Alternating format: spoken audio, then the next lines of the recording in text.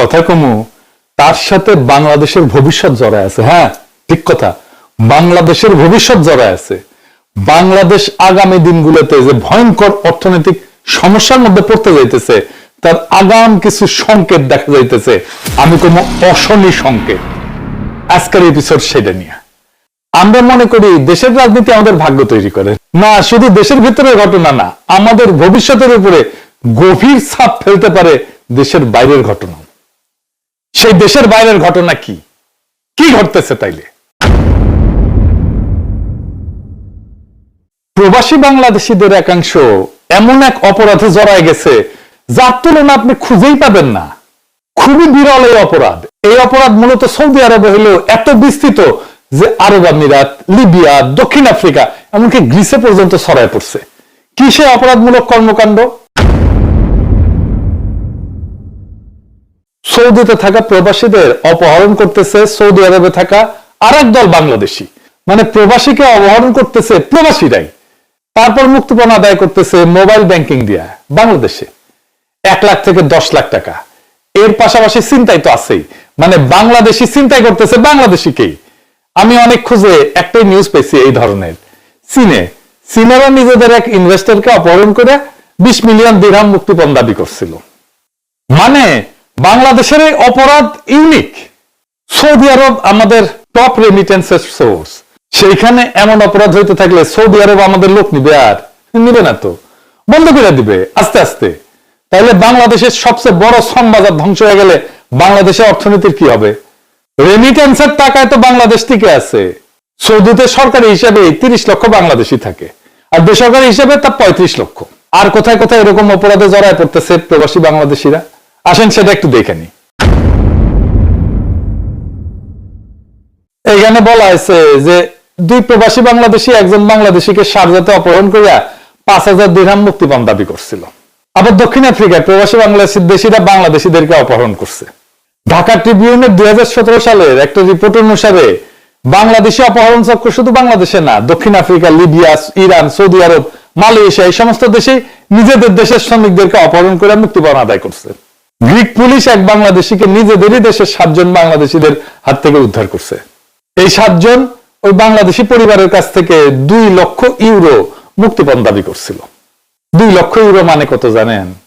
প্রায় 2.5 কোটি টাকা। আবার দেখেন লিবিয়ায় অপহৃত বাংলাদেশিদেরকে শেষ পর্যন্ত বাংলাদেশের আর এক চক্রের হাতে, অপরাধী চক্রের হাতে তুলে দিছিল। মানে প্রথমে লিবিয়ান স্মাগলাররা অপহরণ করছে, পরে বাংলাদেশি স্মাগলারদের হাতে তুলে দিছে, মুক্তিপণ চক্রের হাতে তুলে দিছে।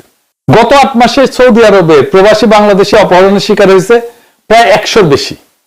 এর মধ্যে হত্যাকাণ্ডের শিকার হয়েছে 3 জন, মারা গেছে। সেই ক্রিমিনালদেরকে আশ্রয় প্রশ্রয় দিচ্ছে, শেল্টার দিচ্ছে সৌদি প্রবাসী সামাজিকভাবে প্রতিষ্ঠিত ধনাঢ্য বাংলাদেশিরা। আমি বিষয়টা নিয়ে সরকারের উচ্চ পর্যায়ে কথা বলছি, আসিফ নজরুলের সাথে কথা বলছি, আমাদের দূতাবাসের কথা বলছি, রাষ্ট্রদূতের সাথে কথা বলছি। সরকার এটা তো অবহিত, কাজ করতেছেন, কিন্তু অপহরণ থামতেছে না। কয়েকজনকে গ্রেপ্তার করা হয়েছিল, কিন্তু ভিকটিমকে ভয় দেখায় চুপ করাই দিছে এমন প্রভাবশালী এরা। তারা কেউ সাক্ষ্য দিতে আসে না, তাই ছাড়া পেয়ে যাইতেছে। আমি কিছু নাম জোগাড় করছি, সেগুলো যাচাই করতে সময় লাগবে। কিছু ভয়াবহ ক্লিপ পাইছি কিভাবে প্রবাসীদের ধরে এনে নির্যাতন করে, তারপর ফেলায় রেখে যায়। এরা অপহরণের পরে বাংলাদেশে প্রবাসীদের আত্মীয় স্বজনদেরকে ফোন দেয়, মুক্তিপণের টাকা চায়, বিকাশে আবার সেই টাকা পেলে তারপরে ছেড়ে দেয়। এই ধরনের মারাত্মক অপরাধ চলতেছে বাংলাদেশে, কোনো হইচই আছে নাই। এটি শুরু হয়েছে 7 বছর আগে, মানে ধরেন 2018 সালের দিকে। আমরা সেই সময় বাংলা টিভি ইউরোপ নামের একটা ইউটিউব ভিত্তিক নিউজ দেখে আসি, খুব বেশি ভিউ হয়নি, কিন্তু ওইখানে দেখেন, ওইখানে 7 বছর, এডিটর সাহেব একটু দেখায় দেন 7 বছর আগে, আমরা একটু দেখি। হ্যাঁ, সৌদি আরবে বাংলাদেশি অপহরণের সংখ্যা দিনে দিনে বেড়েই চলেছে। অপহরণ করে প্রতিনিয়ত দেশের বাড়িতে মোটা অঙ্কের টাকা দাবি করা হচ্ছে। সম্প্রতি রিয়াদে আব্দুল হামিদ নামে এক ব্যবসায়ীকে অপহরণ করে সঙ্গে থাকা 93,000 সৌদি রিয়াল ছিনিয়ে নেয় একটি চক্র। প্রতারক চক্রটি আব্দুল হামিদের গ্রামের বাড়ি নোয়াখালীতে ফোন করে 50 লাখ টাকা মুক্তিপণ দাবি করে। 14 তলা একটা রুমের মধ্যে নিয়ে লাইট বন্ধ করে, দরজা বন্ধ করে 8-10 জন ছিল, ওরা আমাকে যথেষ্ট টর্চারিং করা হয়েছে। দেখেছেন তো, এখনকার ঘটনাগুলো খুব বেশি সংবাদ মাধ্যমে আসেনি, আর খুব পরিচিত সংবাদ মাধ্যমে তো আসেইনি। এইটা সাহেব কিছু নিউজ দেখান কি কি সংবাদ মাধ্যমে আসছে। এইটা যে মহামারী আকারে ছড়ায় পড়ছে সেটা আপনি নিউজগুলো দেখে বুঝতে পারবেন না, মনে হবে বিচ্ছিন্ন বিচ্ছিন্ন ঘটনা। আমরা আরেকটা পেজ দেখি যেটা সৌদি আরবের এই ঘটনাগুলো রেকর্ড রাখতেছে, খুব ভালো কাজ করতেছে তারা। এরকম একটা এক্সটেন্সিভ রিপোর্ট আপনি সৌদিতে আমাদের এমবাসিতেও পাবেন না। পেজের নাম সৌদি আরব বাংলাদেশি প্রবাসী। এইটা সাহেব এনার দেখান পেজটা, তাদের পেজে প্রত্যেক দিন নিখোঁজ আর অপহরণের সংবাদ দেখবেন। এমনকি ওর মধ্যে একটা ক্লিপ আমরা একটু দেখি, এইটা সাহেব দেখান। আমি সৌদি আরব শিপা থেকে বলতেছি। একটু আগে যে 10 মিনিট আগে আমাদের বিলাসামন থেকে আমাদের রুমের একজনকে দইরা 2-4 জন দইরা গাড়ি নিয়ে আইসা তার আকামা মোবাইল টাকা পয়সা সব নিয়ে গেছে। এই যে আমরা সবাই গাড়ি নিয়ে ওদের তারা দিছিলাম কিন্তু ধরতে পারি নাই। ইনশাল্লাহ গাড়ি নাম্বারটা আমরা রাখতে পারছি। আচ্ছা ভাই বলেন তো কি হয়েছিল আপনার সাথে? ভাই আমি বাকালাতে আওয়াজ আছি। আমি এমনি ওরা গাড়ি ঘুরিয়ে আসে আমি এমনি দিকে অগর দেখি ওরা খারাপ গেছে, খারাপ কথা কয়ে আমি দৌড় দিচ্ছি ওদিকে, দৌড় দিয়ে গেছি। ওরা পিস আমার দৌড় দিচ্ছে, যাই আমার ধরে আমার পিটিয়া আমার টেয়া আছিল 200 টেয়া লয়ে আছে, আকামা লাইসেন্স গুলা সব লয়ে আছে। মোবাইলও নিছে? মোবাইল নিছে। ওরা কয়জন আছিল? ওরা 2 জন আছিল। ওদের সাথে অস্ত্র আছিল? ওদের সাথে অস্ত্র আছিল বড়টা। আপনারা মারছে? আমার মারছে। কোন জায়গায় মারছে? আমার এই যে গালে মারছে, রক্ত দেখেন, রক্ত এদিকে মারছে। কার দিয়ে না এদিকে ফাট দিছে, ফাট দিছে না নাই দিয়ে এদিকে চলেছে। আচ্ছা আচ্ছা, দেখেছেন এইভাবে তারা রেকর্ড রাখতেছে, ভালো কাজ করতেছে তারা, ধন্যবাদ পাওয়ার মতো কাজ করতেছে। এই পেজে অপরাধীদের কিছু তালিকাও আছে, নাম ধান ঠিকানা সহ। এটা তো সাহেব একটু উপর দিয়ে স্ক্রল করে যান। আমি জানি না এগুলো ভেরিফাইড কিনা, ভেরিফাইড না হলে আমার চ্যানেল থেকে চেহারা ঠিকানা দেখানো ঠিক না, আমি এগুলোই ভেরিফাই করব। কিন্তু এইগুলার সূত্র ধরে বাংলাদেশে আইন শৃঙ্খলা রক্ষাকারী বাহিনী এবং দূতাবাস কাজ করতে পারে। বাংলাদেশে যেহেতু বিকাশে পেমেন্ট দেয় তাহলে তো বাংলাদেশে তাদের ট্রেস করা যায়, তাদেরকে ধরা হইতেছে। হ্যাঁ হইতেছে, এই সংবাদটা অনেক সংবাদ মাধ্যমে প্রকাশ হয়েছে। সৌদি আরবে অপহরণ করে 35 লাখ টাকা মুক্তিপণ আদায় করছে। মাগুরা থেকে একজন গ্রেপ্তার হয়েছে। দেখেছেন কি নুরানি চেহারা, ক্লোজ করে দেখেন এডিটর সাহেব। এই হুজুর 5 লাখ টাকা পেয়েছে ওই 35 লাখ টাকা থেকে। আবার আরেকটা নিউজ দেখেন, সৌদি আরবে রাসেল নামের এক প্রবাসী বাংলাদেশিকে অপহরণ এবং মুক্তিপণ আদায় জড়িত 3 ব্যক্তিকে গ্রেপ্তার করছে পুলিশ। এই গ্রেপ্তারকৃত ব্যক্তিরা হইল আকরাম 33 বছর বয়স, ইসমাইল হোসেন 34 এবং মুজিব রহমান 26। লক্ষ্মীপুর এবং ব্রাহ্মণবাড়িয়া অভিযান চালায় খিলগাঁও থানার পুলিশ, তাদেরকে গ্রেপ্তার করছে খিলগাঁও থেকে যায়। এই মোট 4 জন ধরা পড়েছে আমার হিসাব অনুযায়ী বাংলাদেশে। তার মানে এদেরকে চাইলে ধরা যায়, কিন্তু অনেকেই সাক্ষ্য দিতে চায় না, তাদের কাগজপত্র আকামা এই সমস্ত ঝামেলা থাকে, আর এইটারই সুযোগ নেয় দুর্বৃত্তরা। আচ্ছা বলেন তো, এই যে সৌদিতে যারা যায় তারা কি শখ করে যায়? এরা অনেক কষ্ট করে যায়, অনেক জায়গা থেকে টাকা পয়সা ধার কইরা মানুষজনকে দিয়ে, আদম ব্যবসায়ীকে দিয়ে যায়। যাওয়ার সময় এদের ভিসা কাজ নিয়ে ধান্দা করবে আদম ব্যবসায়ীরা, টিকিটের দাম নিয়ে সিন্ডিকেট বানায় ধান্দা করবে ব্যবসায়ীরা, সৌদি আরবে চিন্তা অপহরণ করবে, আবার এয়ারপোর্টে ব্যাগ কেটে সর্বস্ব নিয়ে নেবেন। পাইছেন কি? দরিদ্র মানুষের উপরে এত জুলুম কেন? মানে আপনাদের কত টাকা লাগবে, বাইসে থাকতে কত টাকা লাগে?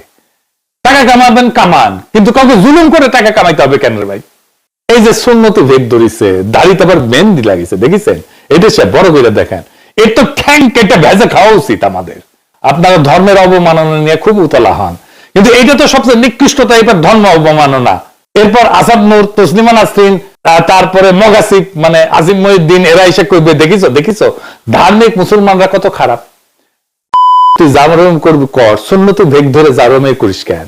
এই কোন জেলাত আছে? এই কি জেলাত আছে নাকি আঙ্গের বিচার করে জামিন দিয়ে দিছে সন্তুষ্ট চিত্তে? হ্যাঁ, সন্তুষ্ট চিত্তে মানে জানেন না? ও আচ্ছা, মজার জিনিস এটা বলে দিই। 1990 এরশাদ বিরোধী আন্দোলনে আনকারে যখন পুলিশ ধরতো তখন জেলে নিলে আটক আদেশের মেয়াদ বাড়াইতো তো ম্যাজিস্ট্রেট তো লিখিত, যেহেতু আসামিকে জামিন দিলে আইন শৃঙ্খলার অবনতি হইতে পারে, তাই আদালত সন্তুষ্ট চিত্তে আটক আদেশের মেয়াদ 1 মাস বৃদ্ধি করিতেছে। খুশি হয়ে ডিটেনশন বাড়িতেছে। এই হারাম, এই যে এডিটর সাহেব আবার দেখান ছবিটা, পাশে রাখেন। হ্যাঁ, ওই কোন জেলাতে আছে জানাবেন তো? ও প্রত্যেকদিন চাবুক মারতে পারলে শান্তি পাইতাম।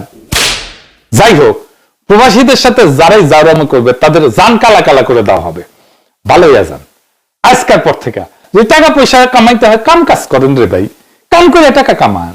আর কাম করতে যদি ইচ্ছা না হয় তারও ব্যবস্থা আছে, টাকা আয় করেন, কিন্তু জারমও ফুল স্টপ আজ থেকে। এরপরে গেলে সরি করার টাইম পাবেন না। তো এখন বাংলাদেশ সরকার কি করতে পারে? আচ্ছা, সরকারের নাম নেওয়ার আগে একটা বিশেষণ দেওয়া দরকার। ধ্বজভঙ্গ বাংলাদেশ সরকার কি করতে পারে? আমার কথা তো শুনবেন, আমি জানি, তাও কয়ে রাখলাম যে কি করা যায়। আসেন সেই পরিকল্পনাটা নিয়ে কথা বলি। প্রথমে সৌদি আরবের মাটিতে বাংলাদেশি অপহরণ মুক্তিপণ যে নেটওয়ার্ক, এটা একেবারে চুরমার করে দিতে হবে, একেবারে উপড়ায় ফেলতে হবে। আমি 7টা পদক্ষেপের কথা বলবো। এগুলা ভিকটিমের সুরক্ষা দেবে, অপরাধীদেরকে আন্তর্জাতিকভাবে গ্রেপ্তার করবে এবং বিচার করবে। আমি কইতেছি এটা যুদ্ধ পরিকল্পনা। সৌদিতে বাংলাদেশি অপহরণকারীদের বিরুদ্ধে 7 দফা যুদ্ধ পরিকল্পনা। কি কি 7 দফা আমি ব্যাখ্যা করবো, আগে শুনে রাখি। প্রথমত, যৌথ তদন্ত টিম বাংলাদেশ এবং সৌদি আরবে। 2 নাম্বার, দূতাবাসে গোপন অভিযোগ লাইন। 3 নাম্বার, প্রত্যেকদিন অপহরণের রিপোর্ট, মাসে রিপোর্ট। 4 নাম্বার, মুক্তিপণের টাকা দেশে আসলে মানি লন্ডারিং এর কেস এবং ওইটাকে ট্র্যাক করা। 5 নাম্বার, যারা শেল্টার দিতেছে তাদের আকামা বাতিল করা এবং রিপোর্ট করা। 6 নাম্বার, ভিকটিমের নিরাপত্তা এবং গোপন সাক্ষ্য নিশ্চিত করা। 7 নাম্বার, সরকারি ঘোষিত লক্ষ্য হচ্ছে 6 মাসে অপহরণ শূন্যে নামায় আনতে হবে। এইবার একটা একটা করে দফা একটু করে খুলে বলি, যেন মানুষ মাথায় রাখতে পারে। 1 নাম্বার, যৌথ তদন্ত টিম, জেআইসি, বাংলাদেশ এবং সৌদি আরব মিলা। এটি হইতেছে পুরো প্ল্যানের হৃৎপিণ্ড।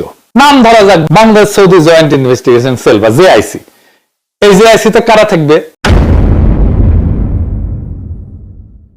সৌদি পক্ষ থেকে মাক্তাবাল জাওয়াজাত, মানে জানেন তো সৌদি পাসপোর্ট, আকামা, ইমিগ্রেশন, এটার যে দপ্তর, এই জাওয়াজাতের কাছে আকামা থাকে, ভিসা থাকে, স্পন্সর থাকে, এটার ডেটা থাকে।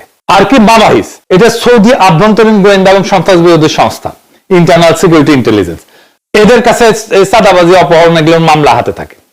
বাংলাদেশের পক্ষ থেকে সিআইডি বলেন বা এসবি বলেন, তদন্ত কর্মকর্তা 2-3 জন, দূতাবাসের নিরাপত্তা, আইন কর্মকর্তা, ডেটা অ্যানালিস্ট, ভাষা জানা কেউ, এইটা মিলে ধরেন 8-10 জনের একটা স্পেশালাইজ টিম আমি নিজেই সিলেক্ট করে দিতে পারবো যদি পুলিশ আমার কাছে নাম জানতে চায়। এই হাসিনা পড়ার পর থেকে অনেক চৌকস, অনেক মেধাবী কর্মঠ পুলিশ অফিসারের সাথে পরিচয় হয়েছে। 10 জনের একটা চৌকস টিম পাঠাইলে জান কালা কালা করে দিতে পারবে ওইখানে, আর পুরা নেটওয়ার্ক ভেঙে চুরমার করে দিতে পারবে। বেশি লোক লাগবে না, লাগলে কয়ের নাম দিয়ে দেব। এরা কাউকে গ্রেপ্তার করবে না, মারধর করবে না, তারা তদন্ত করবে, তথ্য শেয়ার করবে। তো জেআইসি কিভাবে কাজ করবে, খুব সিম্পল ভাষায় বলি, যে কেউ অপহৃত হইলে বা গুম হইলে তারা আত্মীয়, বন্ধু, দূতাবাসে গোপন লাইনে খবর দিবে। জিআইসি সেই কেসটাকে নেবে, সৌদির মধ্যে যা যা দেখবে, কোথায় অপহরণ, কারা সন্দেহভাজন, কি ফোন নাম্বার ইউজ করা হয়েছে, কোন ভিডিও আছে কিনা, আর বাংলাদেশের দিক থেকে কার কাছে টাকা যাচ্ছে, কোন হুন্ডি চ্যানেলে টাকা যাচ্ছে, কোন চ্যানেল ইউজ করে টাকা যাচ্ছে, দেশে কারা জড়িত, এটা বের করবে। সৌদি পুলিশের সাথে বৈশা আমাদের পুলিশেরা তদন্ত কমিটির তথ্যগুলো মিলায় সৌদি পুলিশকে টার্গেট দেবে যে এই লোক, এই নাম্বার, এই ঠিকানায় অপহরণকারী থাকতে পারে। সৌদি পুলিশ গ্রেপ্তার করবে, জেআইসি শুধু পাশে থেকে সহায়তা দিবে। এরপরে বাংলাদেশের সিআইডি সেই ডেটা নিয়ে দেশে থেকে সাপোর্ট নেটওয়ার্কের বিরুদ্ধে মামলা করবে। মানে অপরাধীকে এখন থেকে 2 দিক দিয়ে ধরা হবে, সৌদিতেও আইন দিয়া, দেশেও আইন দিয়া। 2 নাম্বার, দূতাবাসে গোপন অভিযোগ লাইন খুলতে হবে। অপহরণকারীদের সবচেয়ে বড় শক্তি কি জানেন?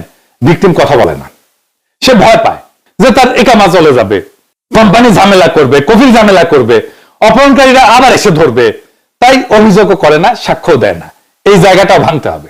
কি করা যায়? দূতাবাস একটা গোপন নাম্বার দেবে, সেটা হোক imo number, signal number, Telegram, যেটা ওইখানে চলে আর কি, এনক্রিপ্টেড, যেখানে কেউ চাইলেই নিজের নাম না বললেও লোকেশন, সময়, ভয়েস মেসেজ এগুলো পাঠাইতে পারে, ছবি পাঠাইতে পারে, ভিডিও পাঠাইতে পারে। এই তথ্য জেআইসি আর সৌদি পুলিশের হাতে যাবে। ভিকটিমের নাম বা যে তথ্য দিতেছে তার নাম গোপন থাকবে, কিন্তু অপহরণকারীর ঠিকানা, বাড়ির নাম্বার, গাড়ির নাম্বার, তার শেল্টার কে দিচ্ছে, কোন বাসায় থাকে, কোথায় থাকে, এই তথ্য চলে যাবে পুলিশের হাতে। 3 নাম্বার হইতেছে প্রতিদিন হিসাব, মাসের রিপোর্ট। এটি কিন্তু একটা মনস্তাত্ত্বিক যুদ্ধ অপহরণকারীদের সাথে। যা মাপা হয় তা নিয়ন্ত্রণ করা যায়, আপনি যেটা মাপেন না সেটা নিয়ন্ত্রণ করতে পারবেন না। এখন তো কোনো হিসাবই নাই, কতজন অপহরণ হয়েছে কইতে পারবে আমাদের দূতাবাস, কইতে পারবে না। সরকার কইতে পারবে, কইতে পারবে না। কতজন উদ্ধার হয়েছে কইতে পারবে, কইতে পারবে না। এমন কোনো হিসাবই নাই। তাই অপহরণকারীরা ভাবে যে আমাদের কাজ কাম আকাম কেউ গুনেই না, ধরেই না, আমাদের কেউ ধরবে না। এটার সমাধান কি? দূতাবাস প্রত্যেকদিন একটা করে ইনসিডেন্ট লগ রাখবে। আজ কতজন অপহৃত হইলো, কতজন রেস্কিউ পাইলো, সৌদি পুলিশ কতজনকে গ্রেপ্তার করলো, কোন এলাকায় বেশি ঘটনা ঘটতেছে। মাস শেষে একটা সংক্ষিপ্ত রিপোর্ট হবে। ধরা যাক এই মাসে 12টা অপহরণ হয়েছে, তার মধ্যে 8টা 8 জনকে রেস্কিউ করা হয়েছে, উদ্ধার করা হয়েছে। 4টা কেস এখনো তদন্তাধীন আছে, 6 জনকে গ্রেপ্তার করা হয়েছে, 3টা কেস মানি লন্ডারিং হিসেবে বাংলাদেশে গেছে, বাংলাদেশে ধরা হয়েছে 2 জনকে, ইত্যাদি ইত্যাদি। পাবলিককে জানাবে যে দেখেন এই মাসে এতগুলো কেস ছিল, আমরা এতটুকু করতে পারছি। অপরাধীরা জানবে প্রত্যেকটা কাজ, প্রত্যেকটা নাম এখন কাগজে উঠতেছে। 4 নাম্বার, মুক্তিপণের টাকা দেশে আসলে মানি লন্ডারিং এর কেস, এটাই আমাদের হাতে সবচেয়ে বড় লাঠি। সৌদিতে অপহরণ হয় কিন্তু টাকা আসে বাংলাদেশে, হুন্ডির মাধ্যমে, অ্যাকাউন্টের মাধ্যমে, বিকাশে, নগদে, নানাভাবে। বাংলাদেশের আইন বলে অপরাধ থেকে যে টাকা আসে সেটা যদি দেশে আসে এবং কেউ নেয়, সে মানি লন্ডারিং এর অপরাধী। তো এটা নিয়ে কি করতে হবে, জেআইসি থেকে যে তথ্য পাওয়া যাবে সেটা নিয়ে কোন নাম্বারে টাকা গেছে, কার মাধ্যমে গেছে, Bangladesh bank, CID, money laundering unit ওই সব অ্যাকাউন্ট হুন্ডি এজেন্টের উপরে কেস করবে, সম্পদ ফ্রিজ করবে। মেসেজ ক্লিয়ার, সৌদিতে তুমি বাগুইয়া গড়ো, দেশে ফিরলে জেলের ভাত খাইতে হবে। আর আমি এখান থেকে হিসাব নিব কে কোন জেলে আছে, লোক ফিট করব, ওইখান থেকে প্রত্যেকদিন। জানেন তো জেলখানা একটা ইন্ডাস্ট্রি আছে, ইন্ডাস্ট্রিয়াল স্কেলে এখানে। 5 নাম্বার, যারা শেল্টার দেবে তাদের ইকামা বাতিল করতে হবে, ডিপোর্ট করতে হবে সৌদি থেকে। অপহরণকারীকে বাঁচায় রাখে কারা? কেউ গাড়ি দেয়, কেউ বাসা দেয়, কেউ টাকা লুকাইতে সাহায্য করে, কেউ কমিউনিটির নামে পুলিশকে ম্যানেজ করার চেষ্টা করে, কেউ টাকা পাঠানোর ব্যবস্থা করে, কেউ সাহস দেয়, আদালতে সাহায্য করে, ভিকটিমকে ভয় দেখায়। এরা যদি না থাকে তাহলে অপহরণকারীরা আর দাঁড়াতে পারবে না। বাংলাদেশ সরকার যদি আনুষ্ঠানিকভাবে সৌদি কর্তৃপক্ষকে বলে যে কোনো বিদেশি মানে বাংলাদেশি অপহরণকারীদের শেল্টার দেয়, তাকে আপনি সৌদি আইনে ইকামা বাতিল করে ডিপোর্ট করে দেন। বাংলাদেশ দূতাবাস, জেআইসি আর সৌদি পুলিশ মিলে এদের তালিকা করবে। 1-2 জনের উপর এটা হইলে বাকি কমিউনিটি গডফাদার হাত পাত ঠান্ডা হয়ে যাবে, কাপড় নষ্ট করে ফেলবে। 6 নাম্বার, ভিকটিমের নিরাপত্তা এবং গোপন সাক্ষ্য। ভিকটিমের মনে 2টা ভয় থাকে। 1 নাম্বার হইতেছে সৌদিতে অভিযোগ দিলে কোম্পানি কফিল আর ইকামা এগুলো নিয়ে ঝামেলা হবে। 2 নাম্বার, দেশে ফিরলে উল্টা তাকে হয়রানি করবে, যেন ওই দোষী। এই ভয় ভাঙতে হবে। বাংলাদেশ সরকার সরকারি ঘোষণা দিবে যে কোনো প্রবাসী বাংলাদেশী যদি সৌদিতে অপহরণ এবং মুক্তিপণের ভিকটিম হন, দেশে ফিরে আসার পরে তাকে কোনো আইনি হয়রানি করা যাবে না, তাকে ভিকটিম হিসেবে বিবেচনা করা হবে। দেশে ফিরে ভিকটিম চুপচাপ ম্যাজিস্ট্রেটের সামনে জবানবন্দি দিতে পারবে এবং সরকারিভাবে ভিকটিমের কর্মসংস্থানের ব্যবস্থা করা হবে। ফলে মানুষ বুঝবে আমি মুখ খুললে আমার কিচ্ছু হবে না, বরং যারা আমাকে অপহরণ করছে তাদের হবে সমস্যা। 7 নাম্বার, সরকারকে একটা লক্ষ্য টার্গেট ঠিক করতে হবে। 6 মাসে অপহরণকে শূন্যে নামায় আনতে হবে। সব প্ল্যানের একটা সময়সীমা লাগে, না হলে এটা কথার কথা থাকে। সরকার ঘোষণায় খুব সিম্পল লাইন রাখতে পারে, আমরা সৌদি আরবে প্রবাসী বাংলাদেশিদের অপহরণ এবং মুক্তিপণ অপরাধ 6 মাসের মধ্যে শূন্যে নামায় আনবো। এই জন্য আমরা একটা বিশেষ কর্ম পরিকল্পনা গ্রহণ করছি, এটা বলতে হবে সরকারকে। এই এক ঘোষণা প্রবাসীদের মনে নিরাপত্তা দেবে, আর যারা অপহরণ করতেছে হাইজাকার তাদের মনে ভয়ের আগুন ধরায় দেবে। অপহরণ বন্ধ করতে আমাদের সৌদিতে যুদ্ধ করতে যাওয়ার দরকার নাই, দরকার বুদ্ধি, পরিকল্পনা আর রাজনৈতিক ইচ্ছা। 3টা জিনিস। বাংলাদেশ চাইলে আজই সৌদি সরকারের সাথে বৈশা এবং সাবধাহ পরিকল্পনা নিয়ে কাজ শুরু করতে পারে। আমি প্রস্তাবটা ইউটিউবে দিলাম, কিন্তু সরকারকেও তো জানাইলাম। সরকার এটা দেখলে তো, আমরা দেখতে চাই সরকার কোন কাজ করতেছে। জানাবেন আপনারা কোন কাজ করতেছেন, যেন আমাদের শ্রমিকদের ঘামের সাথে অপহরণকারীদের জুলুমের শিকার হয়ে তার কান্নার পাশ নিয়েও মিশে না যায়। আমাদের প্রবাসী রেমিটেন্স যোদ্ধাদের সুরক্ষা